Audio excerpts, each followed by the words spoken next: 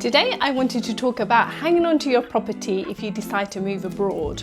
Once we made that huge decision to move from the UK to Japan, we decided to hang on to our property just in case we didn't make it out here. The first thing you will need to do is contact your mortgage provider and see if they will give you a consent to let. A consent to let just means that your mortgage provider is giving you permission to rent out your property.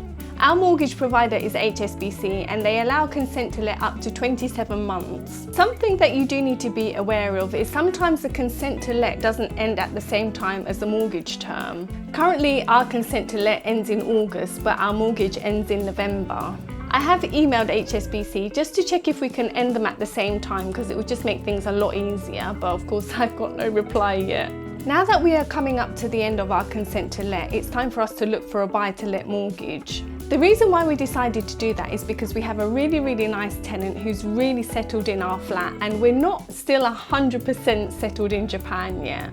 Selling our property in the UK really does feel like a huge step. One thing that you do need to be aware of, which I wasn't aware of, is that you will need to look for an expat buy-to-let mortgage. The interest rates for these are higher than if you were a British resident. We have just got our decision in principle from a building society called Family Building Society. The interest rate was 5.49% fixed for 2 years and the product fee was £3,297. Because the interest rate is higher than what we're paying at the moment, we had to switch from a repayment mortgage over to an interest-only mortgage. Of course, moving abroad is a huge decision, but just knowing these things might help you to plan a little better. Best of luck with your new life abroad. Sayonara!